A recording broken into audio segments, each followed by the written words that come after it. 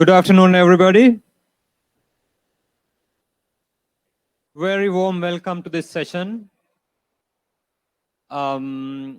This is again organized by the Canada Caribbean Resilience Facility. You saw Naraya's fantastic Ignite presentation the other day on the sessions organized by the CRF. As you have been seeing in the conference, we had to activate a lot of contingency plans, right? During this conference due to weather and many other reasons. So we had to activate a contingency plan as well. Naraya was supposed to moderate the session. She was not feeling well, so I was asked to do it. Please bear with me. So basically, the name of the session is "How much is enough?" You saw it during the Ignite presentation. Caribbean is extremely vulnerable for disasters, highly exposed.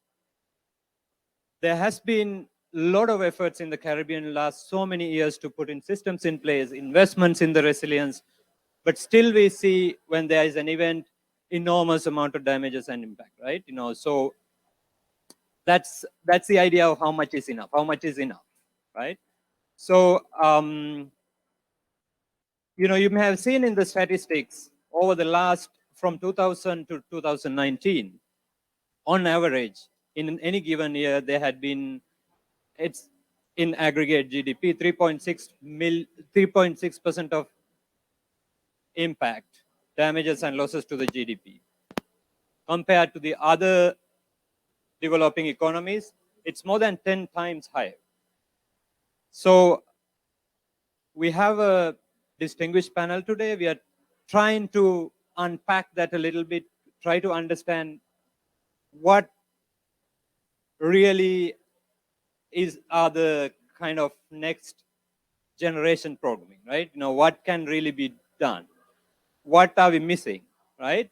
I think we can have a very interesting discussion around this with the distinguished panel we have. With us in the panel today, we have Honorable Wayne Gerard, Minister in the Ministry of Finance of St. Lucia. We have Ambassador Francine Barron. She's the Chief Executive Officer in the Climate Resilience Execution Agency in Dominica. We have Michelle Forbes. She's the head of NEMO in St. Vincent and the Grenadines. We have Elizabeth Riley, connected remotely from Barbados, Chief Executive Officer of CDEMA, Executive Director of CDEMA. Liz, can you hear us? Yes, I can, Saranga. I'm hearing you well. Hi, Liz. Great to see everyone. you. Good to see you too. So I think the format of the discussion would be, we will direct a round of questions to the panel, and then we will open up for a discussion. I know a lot of you are from the Caribbean, a lot of you have worked in the Caribbean, you have seen a lot of initiatives in the Caribbean, so we are really excited for that discussion. First, I think to set the scene, we know information is the base for the decisions, right? Same in the resilience business. Risk information is the key for any decision, any investment. So we wanted to bring in Liz from CDEMA and ask a question to Liz on the risk information. Liz, the question to you is basically, do we have enough risk information for the decision making by the authorities? Are they available in the correct format? And are there more to be done? Are there gaps in the information available? I think you and your team has done a lot of work on these areas, on the risk information, trying to provide risk information to your countries. But we would like to hear from you on this topic. Over to you, Liz. Thank you so much, Saranga, and thank you to the Canada Caribbean Resilience Facility for inviting CDEMA to participate. And I want to extend greetings to my fellow panelists. Good to see you all on screen, and I hope you're all doing well. So, Saranga, I'm really happy to have this conversation on the issue of risk information.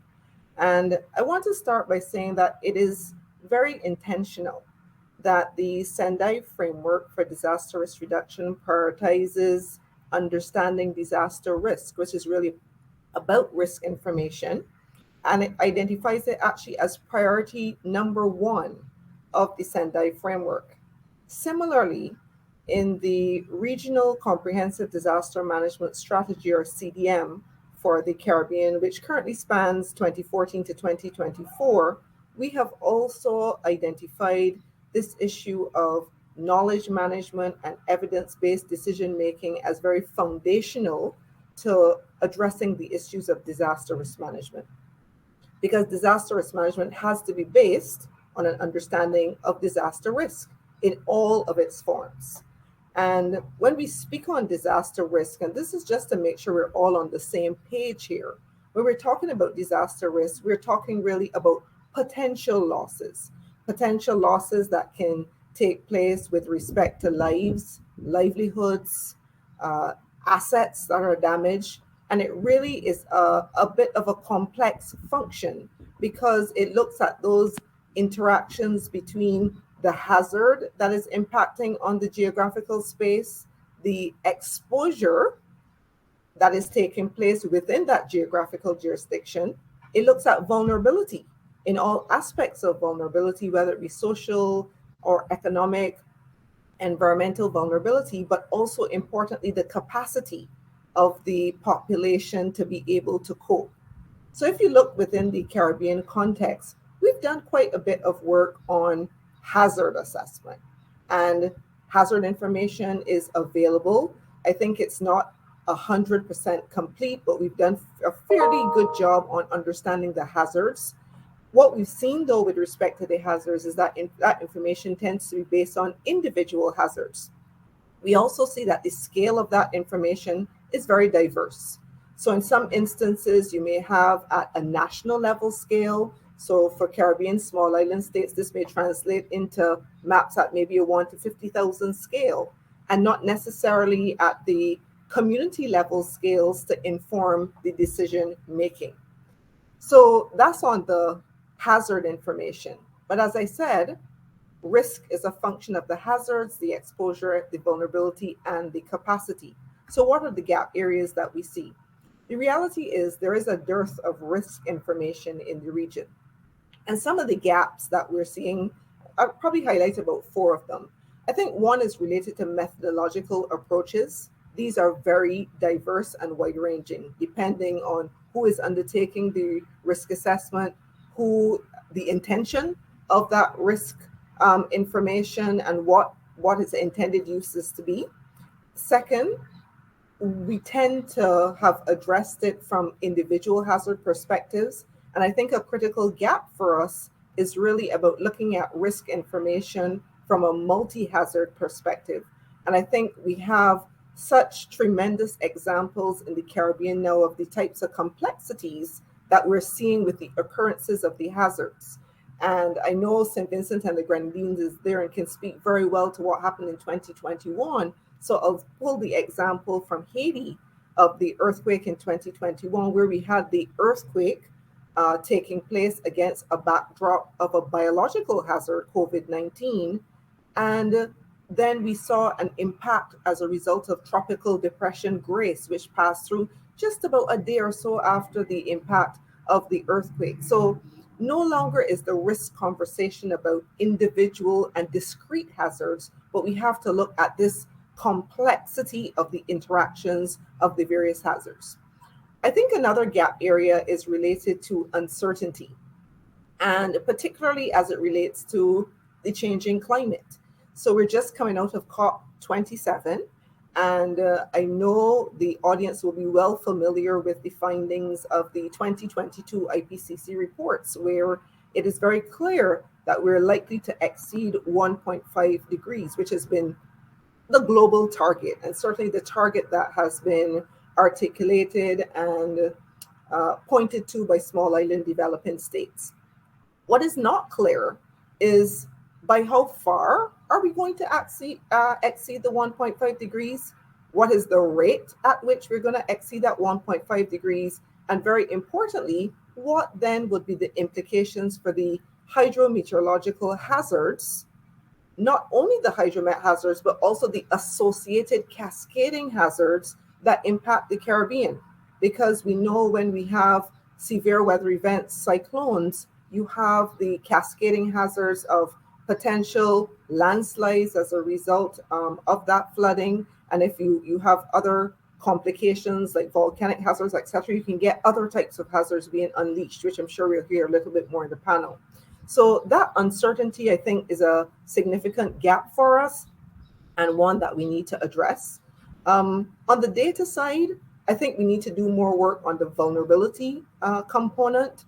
We have pretty robust regional agencies that are able to handle the hazard components of the hazard assessment components. The vulnerability is a piece that I think we need to do more work on. So you asked the last part of the question was about, what else do we need to do? What do we need to do? What do we need to do differently to ensure that our decision makers and our development partners are bringing more investment? So I think on the positive side, I firmly believe that the decision makers of the region, and we have some on the panel today, as well as our development partners, are very clear on the importance of investment in resilience. I think a part of the issue is related to the fiscal space to be able to do that kind of investment. And even at the level of the international conversation of development finance, I know that will be touched on by another member of the panel. I think those are the kinds of issues that we need to look at in terms of that investment and having the right level of investment and type of investment. So 3 quick points just to close off then on what I think we need to do differently. I think that when we make the investments, that they need to be intentional investments at a transformational scale. In a lot of instances, when we've looked at risk information, undertaking risk assessments, we have tended to undertake these actions as pilots. And a pilot is good. I think it's good to have test cases, use cases, but if we really want to see the type of changes to inform development decision making, it has to be about investment at the national level with respect to risk assessments and looking at multiple hazards as well. We have good examples from the French Caribbean where investments have been made looking at community scale risk assessments at 1 in 5,000. And I think this is the type of action we need to undertake for our Caribbean SIDS. The second for me is related to having a better investment and understanding in social vulnerability and capacity that comes from social interactions. I think we've seen in the Caribbean context, in the aftermath of hazard impacts, that the human capacity is very robust. We have a really resilient people, I believe. And when we look at issues of the social vulnerability, I continue to be fascinated by the human factors and how human factors and behavioral sciences are influencing issues of vulnerability in the Caribbean. So I think we need to understand this a little bit better, and it will allow us, certainly SEDIM as a regional institution, to work better with Caribbean people. And finally, I would say the issue of communication of risk information. So we have, I think, brilliant scientists in the Caribbean at a number of our regional institutions, certainly at our regional university, the University of the West Indies. We have an amazing climate studies group that's done tremendous work. We do need to work, I think, a little bit more on how we are packaging that information for our decision makers to put them in a better position to understand the science, and importantly, on how the science of the risk information translates into actions that have to be done at the policy level. So thanks very much for the opportunity to share some thoughts on this topic. I look forward to hearing the contributions from the other panelists and also to answering any questions from the audience. Thank you. Thank you very much, Liz. It was a very comprehensive answer. I think it resonates with most of the discussions we have been having on, particularly your points on, okay, we have hazard information, but, how we bring in more information that needs to basically, complete the full picture, right? Whether we have, like, for example, a georeference social registry to run the hazard on it and, make all the decisions. Thank you very much, Liz. And I had a couple of questions, but I want to save it to the participants that time. We'll move on. We next wanted to move on to Michelle. Michelle, I think most of you in the Caribbean knows Michelle is the head of National Emergency Management Agency in St. Vincent and the Grenadines. Michelle, what we wanted to ask you was, as we said, there had been a lot of events in the Caribbean for the last so many years, right? But we still see significant damages. Classic example was the La Sufria volcano eruption in St. Vincent and the Grenadines. You were, leading the response, and we wanted to hear from you, like, so there had been a lot of work, right? So what was what worked and what didn't work? What you could have done better, right? So that's what we wanted to hear from you. Okay, good afternoon, everyone, and thank you for having me on the panel with our distinguished guests. Now, I want to use the Lassify eruption as the base, looking to address the question that Sarangai just asked. How have we been investing in resilience and some of the lessons learned from the recent events in St. Vincent and the Grenadines and hence the region? Firstly, investment in building resilience is a development imperative. Disaster risk reduction and climate change, they cannot be isolated. They have to be hand in hand with each other. It's a development issue. And because we're seeing the impacts from hazards, some exacerbated by climate change, will continue to impact our region. This also means that ex ante investment in resilience is a must. And I must say that at the beginning. Now, my government, I sound like a politician there. My government, the government of St. Vincent and the Grenadines have been investing in preparedness, mitigation, and overall resilience for some time, since 2002 in particular, with the establishment of the National Disaster Office, of which I currently lead. Our building codes have been improved. We are building better homes for our residents, and we're designing infrastructure to meet the ever-changing risks that we continue to face. Now, prior to the last Sufre eruption, investments in preparedness has been ongoing and significant over the years. It allowed us to evacuate over 20,000 persons in less than 12 hours with no injury, no deaths, no casualties from north of the island. Recognizing the risk that we are living with, preparing for volcanic eruption was prioritized in our planning, our sensitization to communities, development of evacuation plans. Of course, it was not perfect, but because of work we have done over the years, we spent a significant time and some in investing in understanding the risk. In collaboration with the Seismic Research Center, we heard Liz speak about the science and understanding the risk as one of the priorities of the Sendai framework.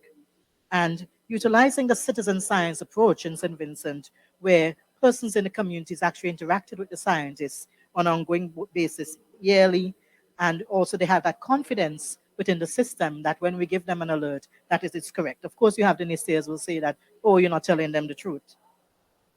Now, preparing for communities for volcanic hazard has been a priority for us through the development of community organizations because it has to be at all levels, national, local, and of course the community and regional and international partners also.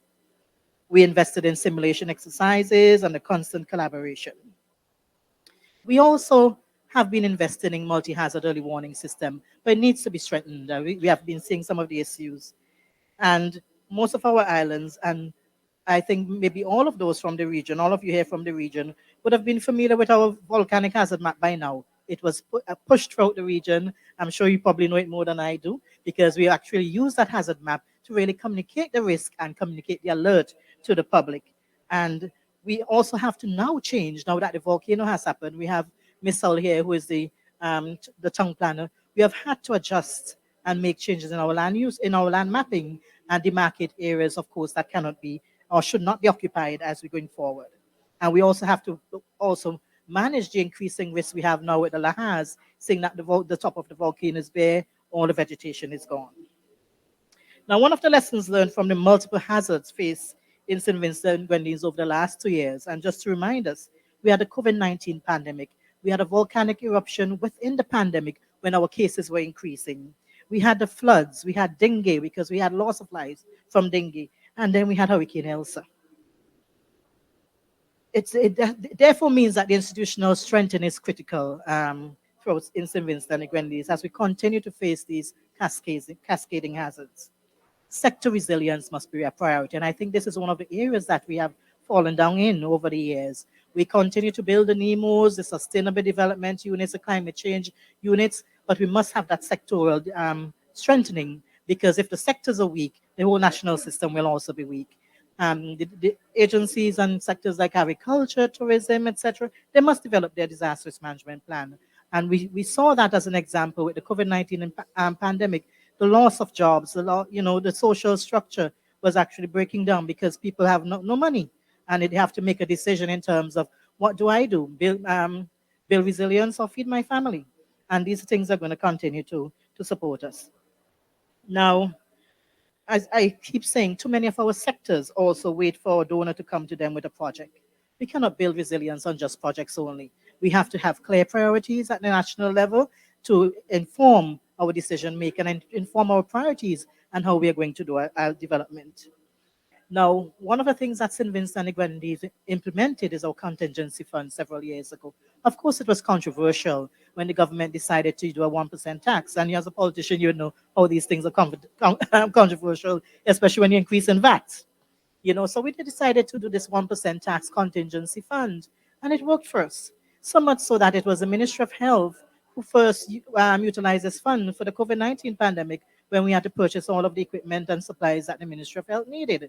But we also were able to utilize this fund for the volcanic emergency, in that as soon as the volcano exploded, we were able to develop a supplementary budget. The Ministry of Finance did excellent work in developing the supplementary budget to really give the agency some of the funds that we needed. These are some of the contingency that we have been using. We also utilized from the World Bank funds, the CAT DDO, and the RCF from the IMF. And there's a question, should we have used more of the contingency fund? You as a finance minister would tell me, should we have used more or borrow more? How do you balance that in terms of investing in resilience? And investing in the R&R cannot be seen as a response only. And I think this is one of the lessons learned from the volcanic eruption. And I'm just going to share a story with you. When the volcano started erupting effusively in 2020, December 29th, 2020, it was my job to ensure, look at what we had in country and what we didn't have, and produce a priority list of needs. And my budget was $8 million US. And I had to share that with my supervisors, the Ministry of Finance, Ministry of Economic Planning, and so on. And all the things I needed to manage an emergency, manage a response. I got nothing before the eruption. I'm not saying this to make anyone feel bad. We have to invest in resilience building. We cannot invest in response only. We have to invest before the event happens. Unfortunately, many persons did not see the volcanic emergency as a real emergency until the volcano went bang. By then it was too late. Because all the investments you have done in preparedness, you are judged by your response. Liz is here with us today, and I remember a week before the volcano erupted, I pleaded with Liz, almost in tears. I said, Liz, all I needed was 3,000 cots, because I know I only had 3,000 in stock, and I had a population of about 6,000 that is going to be in the shelters, and the rest would be in private homes. And I got none. But the Saturday after the eruption happened, 3,000 cots came into St. Vincent that the government bought. Could not have been done before. And I'm just only throwing these things out. We cannot wait until the event happened to actually get these things, because it is judging the overall response, not of the agency, but also of the government, and how we prioritize. So resource mobilization has to be key. Resource mobilization at all stages of the disaster management. But why are we still seeing significant impacts? Our exposure has increased. Our vulnerability has increased, because we are being forced to live on more marginal lands, on hillsides, and with climate change, intense rainfall. If we had the rainfall, as the minister was saying, if that is rainfall in St. Vincent, I would be jumping out of my bed and saying, hey, I need to be in the office, because that's sooner we're going to get the calls coming in for the landslides and flooding and somebody home damage, here and there. So this demand for land space, we're being becoming more exposed, becoming more vulnerable, because of all the things that are happening in the world. Our global economies are failing. Everything is happening, and becoming also more socially vulnerable. And job security is an issue. Now, if we have to prepare for volcanic emergence every 40 years, we thought it would be one in 80 years, one in 100 years. A volcano erupted after 40 years. Can we invest? How are we going to invest and prepare for 25% of our GDP loss every 40 years? What are you going to do? And these are some of the questions maybe I wouldn't be able to answer. But do we need to prioritize and decide, do we put high critical infrastructures, hospitals, etc., within these high hazard areas? Some will argue that's always a big decision. The politicians will say, hey, the people still need health services in these areas. And whereas the technocrats will say, but why are you building this in this area that you know you're going to lose it when you have a particular hazard impacting us? And how are you going to absorb the risk? Because you're going to have these events. Are you absorbing these risks? As the agriculture sector is going to be decimated from a volcanic eruption again, but you continue to invest in the greenhouses right under the volcano, you're going to lose it again. So we have to prioritize the risk. I see watching the time, I'm almost there, right? But have we really recovered in the last 20 years? No, because we continue to have these hazards year after year after year, and we have not recovered from not one. From since Hurricane Thomas 2010, you come down, we had 2013 floods, you have flooding between 2016, we would have had 2020 some high wind event, we had the volcanic eruption, we had COVID, the retraction of the economy 6% because of COVID. So these are the issues. How do we now cope with all of this, and how have we been doing? We therefore must have disaster risk finance plans as key and policies. Many of the Ministry of Finances, I know they are now developing disaster risk financing policies, but we really have to advance it. We also advance our recovery planning. I think the lady here is from President Dominica. But how? Did you have a recovery unit before?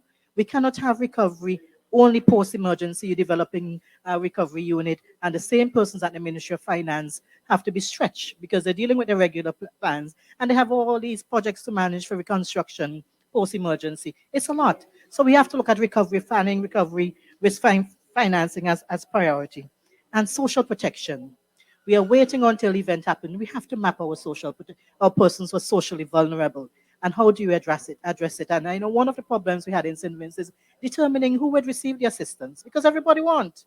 If the civil servants want, police want, nurses want, but there are people who have lost everything, lost their livelihood. Should they not be prioritized? We should have this database first, so that we can have all of these persons, so that you can prioritize the persons who would need that assistance first. And we are still lagging behind in that.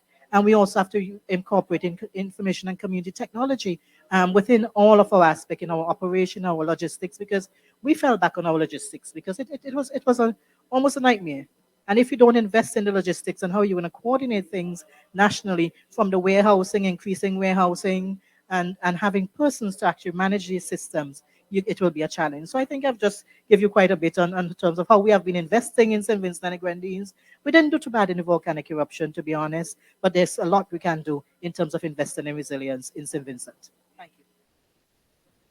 Thank you very much, Michelle. I think you ignited another 3-hour discussion on this one. I come from Sri Lanka, the other part of the world, but, when Michelle was talking about, these things, I worked in DRM in 15 years in South Asia. So, these are like all systemic, we were grappling with all these issues, right throughout.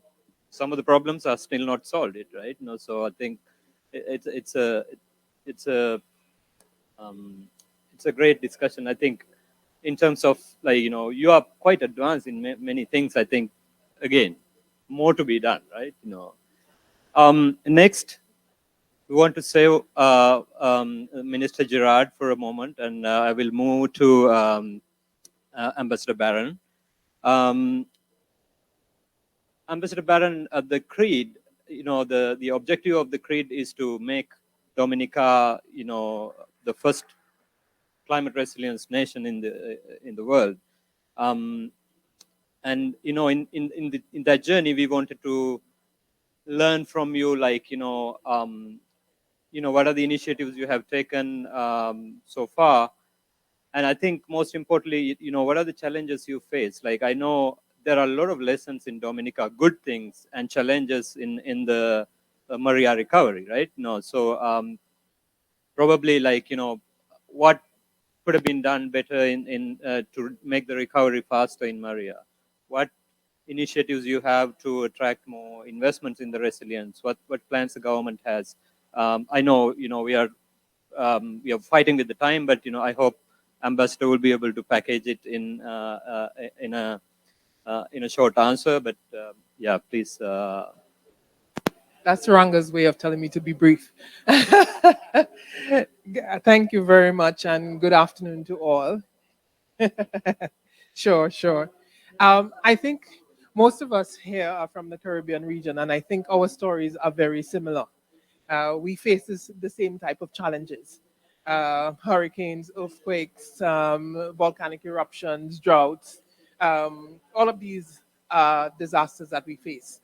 For us in Dominica, we have been impacted by successive storms almost every 2 years. And we would have had in 2015, from Tropical Storm Erica, we would have suffered up to 90% loss of GDP. And 2 years after that, with Hurricane Maria, Category 5 storm, we suffered loss and damage of 226% of GDP.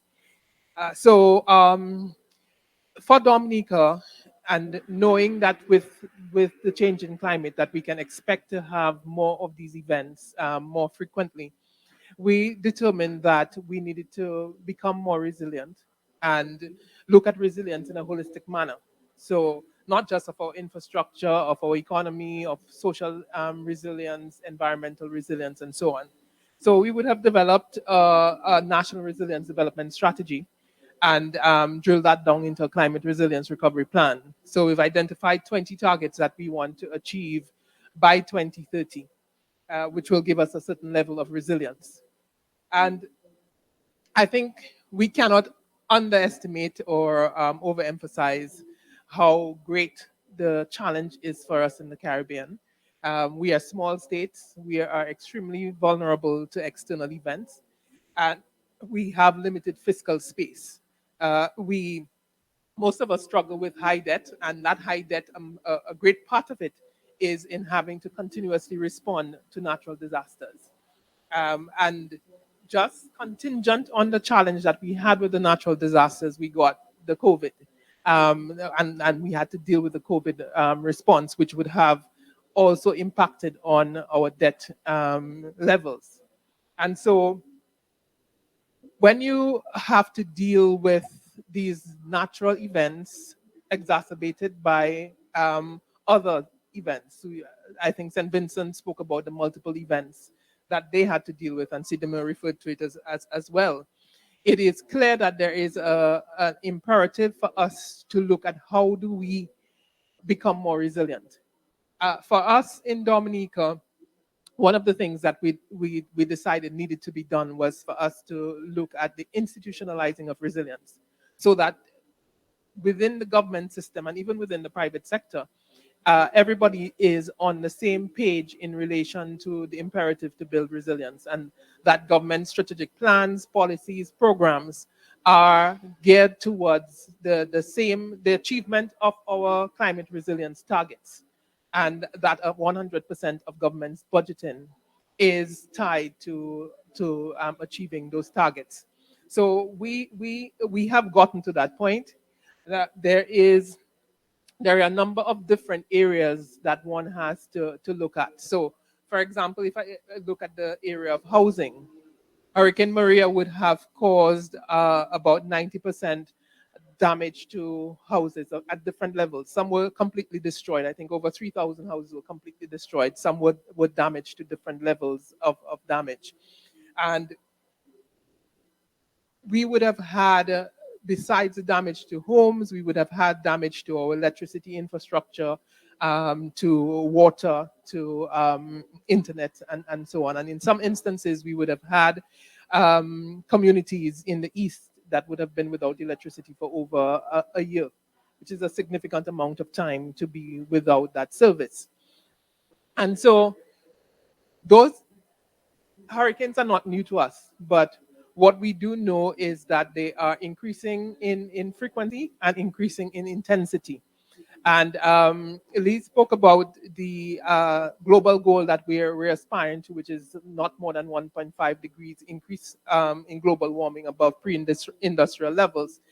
But I think sometimes we also fail to speak to the fact that before we get to 1.5, there is a lot of damage that is occurring within our environment. These storms, we're probably about 1.1 degrees now, but we have massive storms that are much more destructive than they ever were before. So when we go to 1.2, 1.3, 1.4, 1.5, we're talking about storms that are going to be much, much more destructive than even the ones that we've seen in recent times in the Caribbean region. So we have to look at how do we reduce the risks that we face, and how do we be able to weather-proof and climate-proof ourselves from these disasters. And this is the journey that we have been on. Besides the work that we've done in relation to ensuring that there is institutional change within government, we're also looking at other areas as well. How do we have identified within our government structure that we need to have all government departments, their plans aligned, but how do we measure progress? So we've worked on developing a resilience scorecard and identifying with the ministries what are the different metrics and indicators that they will provide data against, that we are able to be able to track how we are moving towards achieving the goals that we have set by to achieve by 2030. And so government's sectoral plans are also aligned to our resilience agenda. And that includes looking at the particular vulnerabilities of people, looking at gender issues, looking at it in a holistic manner, and coming up with plans that will allow us to achieve what we want to achieve by 2030. Uh,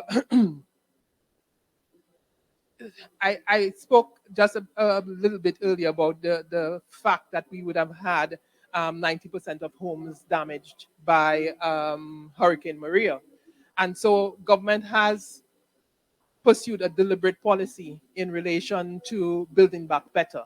That has included the improvement of our building codes and introducing regulations in our legislation to deal with how people build. And it also has, uh, in relation to the housing that government has built, all of this housing is built to be both hurricane and earthquake resilient. And we have housing programs both with the World Bank and the EU that are also geared towards building resilient homes. And even government would have supported householders in rebuilding and to build to be more resilient. What we would like to achieve is a situation where uh, homes are built so that persons can shelter in place, so that the next hurricane that impacts us, you don't have too many people being displaced internally as a result of their homes not being in safe areas. So that requires us to have information in relation to where we build, because we would have had people who built in what was formerly a riverbed, or I think part of the challenge for us in Dominica is that because we're very mountainous and we have a lot of rivers and streams, mostly everywhere is a dangerous place to build. But ultimately, one has to look at what are the risks and how can you minimize the risk to those areas. You asked about the challenges that we faced. It, I think one of the challenges is that um, it requires your population to think of things differently. We are very resilient in the Caribbean, but we also have to ensure that we have a systemic change in how we approach things. We have to have clear plans. We have to ensure that our communities are more resilient. So one of the things that we have been working on with at Creed together with the local government is to look at the communities that are most vulnerable and working with them to ensure that they have disaster committees in place, they have disaster management plans in place, identifying what are the areas of vulnerabilities. in the communities and how that could be addressed. Because ultimately, uh, if your communities are resilient, then your country is resilient, and then you can better weather disasters and you're better able to respond when disaster strikes, and therefore able to build back much more quickly or bounce forward much more quickly. I would say um, financing is always an issue. Um, uh, I think my colleague spoke about the fact that they had a contingency fund that turned out to be quite useful for them in the challenges that they faced. And we would have had, when Hurricane Maria struck, the government had an airport development fund that it was contributing to on a monthly basis. And that that fund, well, we were able to use the financing from that to begin the recovery post Hurricane Maria. And that helped in Dominica's recovery because you had an instant access to cash that was very useful to respond to disaster and to be able to begin to do some of the cleanup and provide support to persons. So it's always important for there to be that easy and quick access to funding.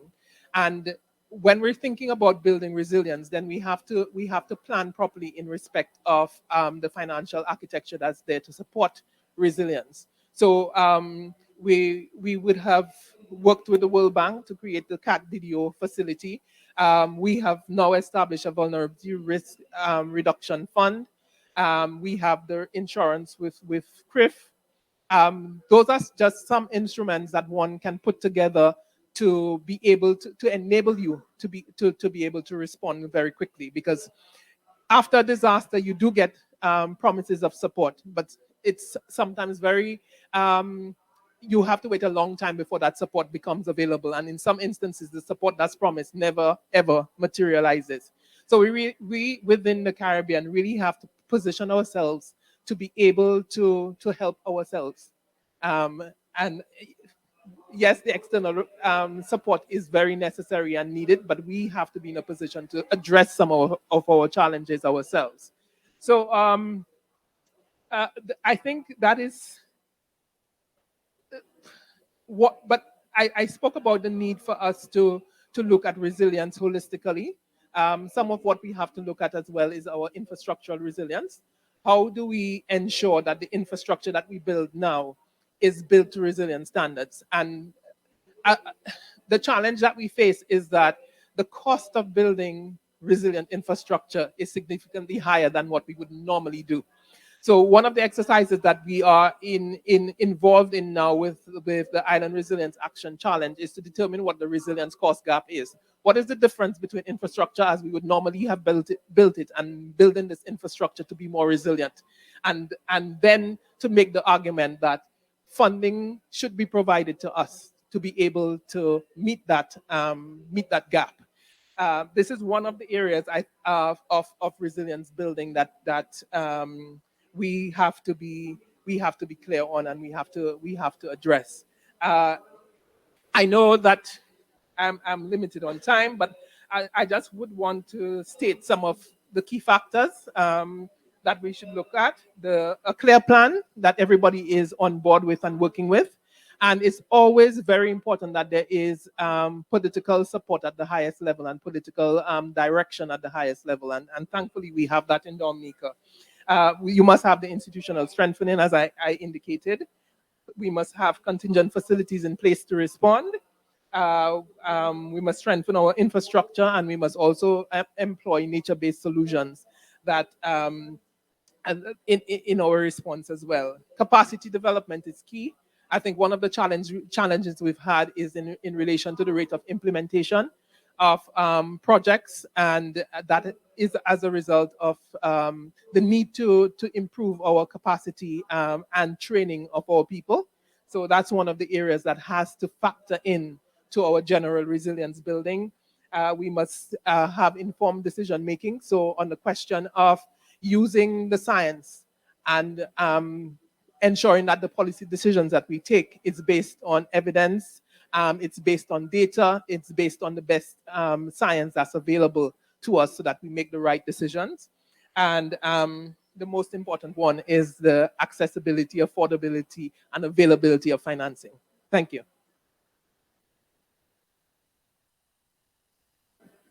Thank you very much, Ambassador Barron. I think, I have been working in Dominica. I have seen significant initiatives, as you said, in the housing post-Maria, and then the CREED's ability to basically bring in all the sectors, through your, bring them around the plan you develop until 2030, and, all the initiatives you have on this scorecard system and stuff. I think that's one of the concerns Michelle raised, right? How we bring in the sectors, how we prepare the sectors for that.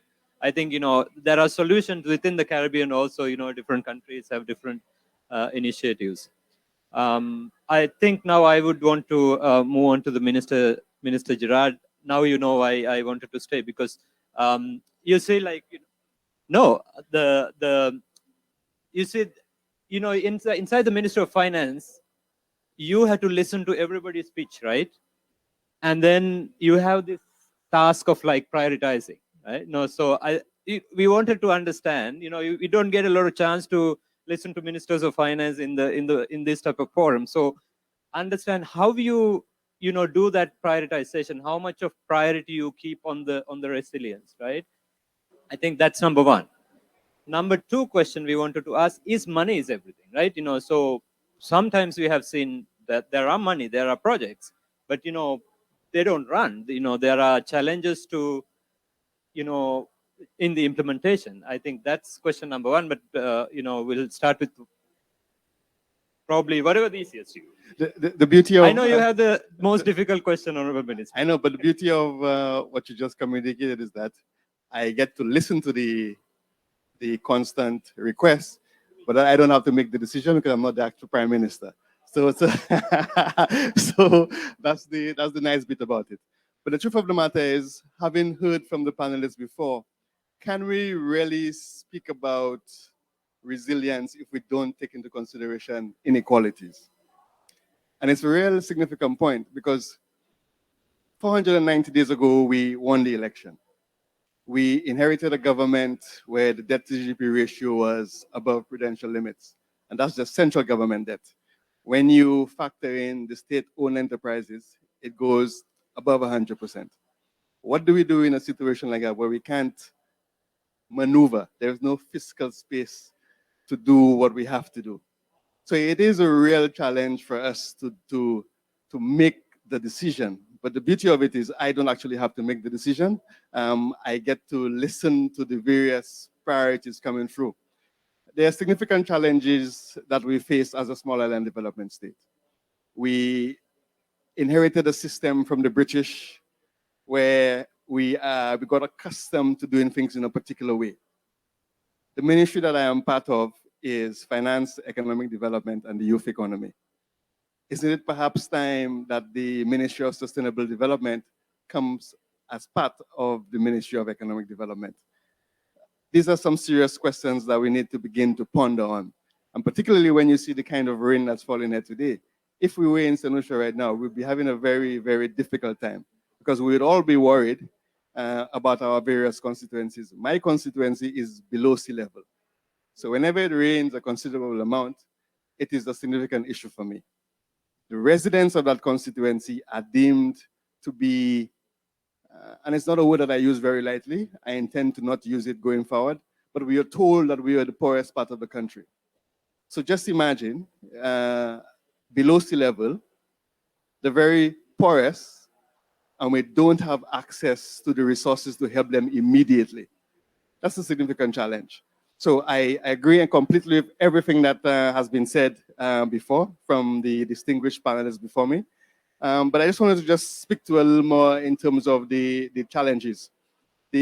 How we collaborate and we use information is still a bit of a problem. How we monitor and evaluate and constantly update is still an issue. We have a national emergency organization. Is it fit for purpose now? And there are things that we could do to strengthen how they do what they do and how they respond when there's a climate emergency. I mean, we had, on the 6th of November, we had 2 hours of rain and we saw vehicles floating down the road. it's a very small team. What can we do to strengthen that, to make them better prepared before? I mean, we got some pretty good examples from Dominica in terms of where they strategically located heavy equipment, for example, which assisted them in recovering very quickly. And there are lessons we could learn from our other Caribbean neighbors to improve at what we're doing. So in addition to everything that has been said before, these are some of the challenges that, that we're dealing with.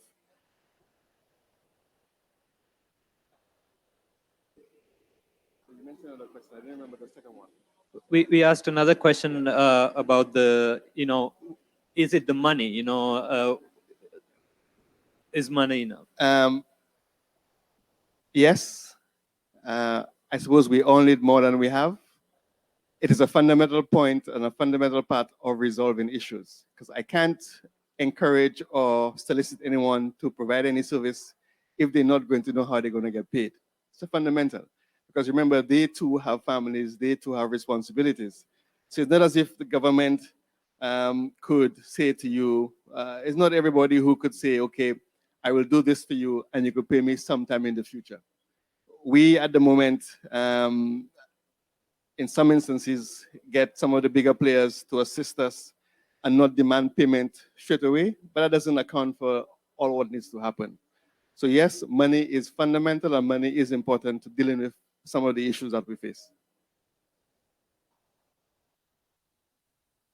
Thank you very much. Francesco, how are we doing with the time? Can we take a couple of questions? Yeah, I think we should be able to take a couple of questions. If you have any questions to the panel, please ask. Yeah, thank you. My question is, what is the scientific evidence that is the main gap for decision making in resilience plan? Thank you.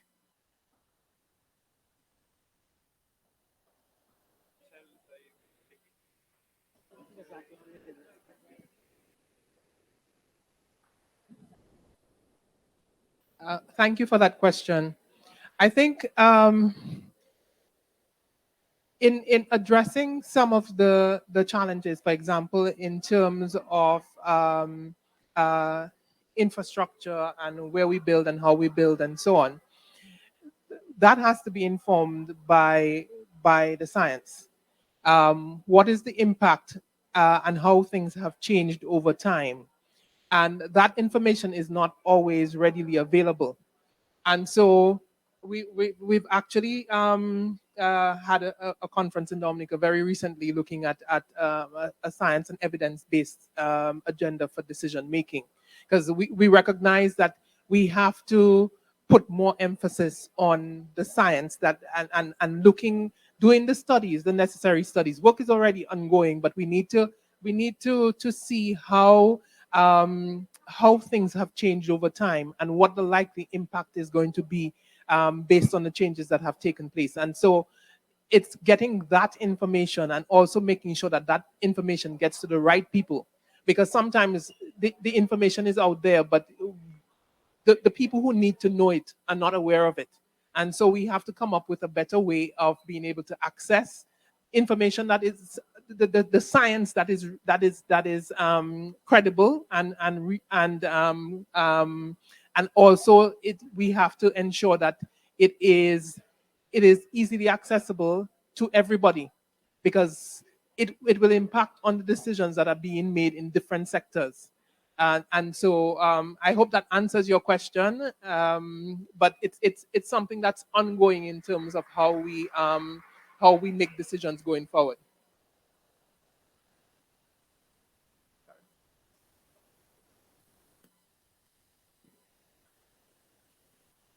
Good afternoon. I'm Suzette Jean from St. Lucia. Ambassador Barron mentioned in terms of where we build, how we build, should be science-based. But for example, we know where mangroves are located. We don't need science to tell us that. But we still find people build in these areas with no plans in terms of where will that water go, because it needs to go somewhere. So for example, in St. Lucia, in an area called Waterwash, we have a very large mangrove area people have built businesses, and every time there is heavy rain, the area is flooded, heavily flooded. What are we doing about that? It's not rocket science, but still nothing is happening, and approval is still being given to build in these areas.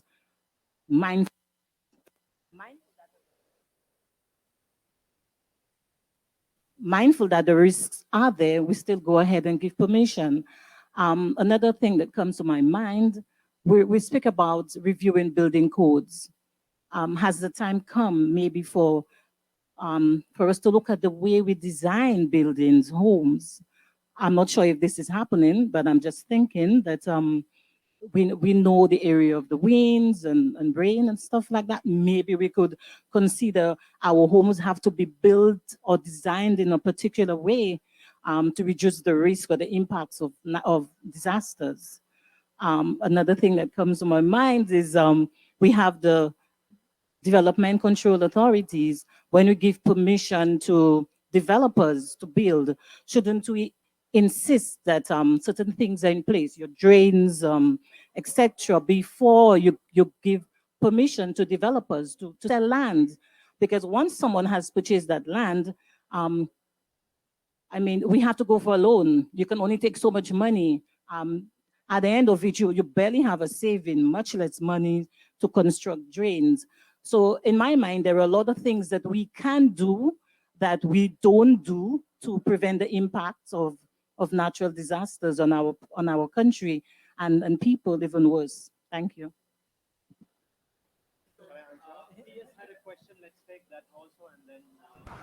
Saranga, may I comment? Thank you so much, panelists and coordinator. Thank you. My question is in two parts. How do you institutionalize sectoral-based risk management response? How do you do it? I think the ambassador referenced that's a new approach used in Dominica, but how do you effectively do so? So that's my first question. Appreciating that we're in a very open economy as small island states in the Caribbean, very tourism dependent, and we have myriads of vulnerabilities. You just mentioned a few early on in your presentation. So how do we do so? How effectively? And secondly, our society seems not to be one highly appreciative of the importance of insurance. How do we change that mindset and change the culture that we rely on the goodness of the Almighty Father to protect us in under natural disasters? But insurance play a very important role.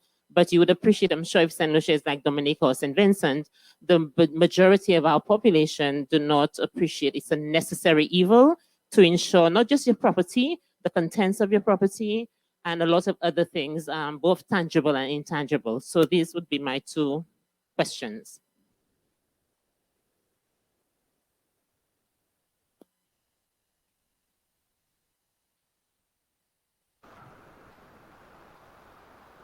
Saranga, I would like to comment. Yes, Liz, please come in briefly.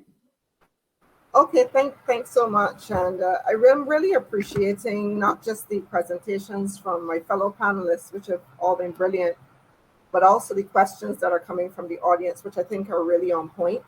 So I wanted to touch on the question from the rep from St. Lucia about, she made that important point about the development planning decisions. And this is something that cannot be underscored enough.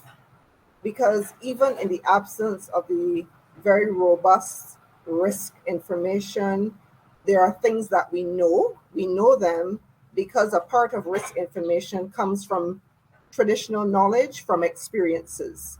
And I think that this is a critical issue where we have to allow our development planning systems to work, because development planning, decision making, and certainly recommendations that come at the technical level take into account matters related to hazards and the risks associated with hazards. I wanted to touch on the point of the building.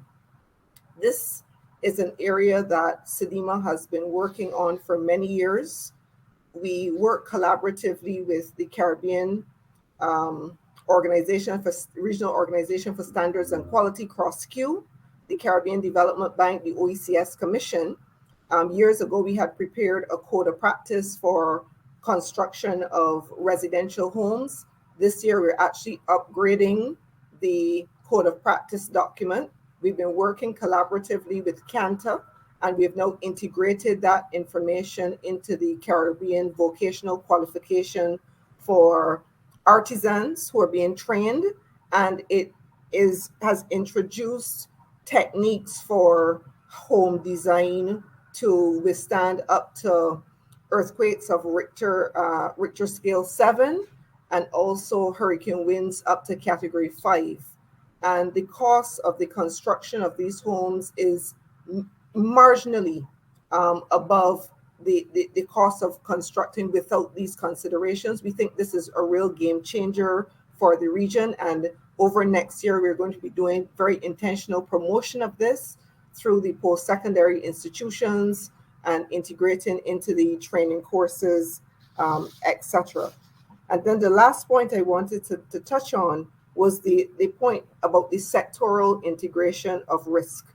SEDIMA has been working on this matter along with sector partners since 2007. It has been an uphill battle, but a worthwhile battle. And I think we have seen some significant integration of risk considerations into the work at the sectoral level. We've been preparing guidance documents. It starts at policy. We've been supporting countries on integrating resilience at the policy level for sectors, but we've also worked on guidance tools for the implementation of the policy. And on the SEDIMA website, you can find tools related to the tourism sector, looking at climate change adaptation and disaster risk issues and how to integrate that into the tourism sector. We've also done it for the agricultural sector as well. So there are a lot of resources that are out there, and a number of the sector partners are pushing these forward. So thanks for the opportunity to contribute. Thank you very much, Liz. We'll turn to Ambassador Barron very briefly, since there was a question specifically directed to Dominica, and then we will close. Thank you very much, and thank you for the question. Dealing with the issue of insurance first, that is always a significant issue. When Hurricane Maria hit, I think only about 20% of persons were insured. So it ends up that government ends up being the insurer of first resort, which is something that we need to turn around. The challenge has been, since Hurricane Maria, the cost of insurance has gone up significantly. So when you have limited funding, you have to recover your house, repair your house, rebuild your house. Insurance is the last thing on your mind, unless you must get it because you're getting a loan from the bank. So we have to come up with creative ways to encourage people to be able to or be willing to take out insurance. One of the things, and we've been doing a little work with the World Bank in relation to this, is looking at the possibility of the fact that you have invested in resilience in your home having some impact on insurance premiums. I think that still remains to be developed further. We're also looking at parametric insurance being available at the retail level. Right now, governments have insurance at a sovereign level with SICRIF, but we're looking at developing parametric insurance products that are available at a retail level. So we've done a pilot in Dominica in relation to it. It's insurance that's available based on wind speed and a cat in the box. We can have a discussion in relation to that later. I know we don't have time to go into great detail now, but it is something that is being looked at, and we're looking at creative solutions to deal with that issue. On your other point, it was in relation. I think Liz spoke. Yeah, right. For us in Dominica, I think because of the coming out of the experience of Hurricane Maria, I think everybody has been on the same track in relation to the recognition that we have to build greater resilience. So for us, it has been easier to bring everybody on board, including the private sector, not just government, but the private sector as well, because having seen very recently the devastating impact on the entire country, there's a recognition that we have to do things differently. And therefore, in every sector, we're looking at how can you become more resilient. And for businesses, do you have business continuity plans? Do you have what are you doing within your business itself for you to become more resilient, and within the government sector as well, and in the communities? Thank you. Thank you very much, Ambassador Baran. I think we ran significantly over the time, but the discussion is not over. You know, I feel very bad. You know, we packaged too many things to this short time, I guess, but you know, we at least initiated some of the important discussions.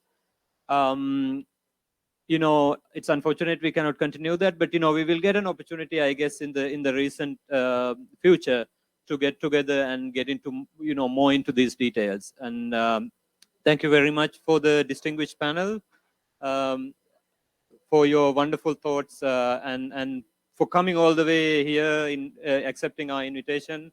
And we really appreciate that. And for all the participants, thank you very much.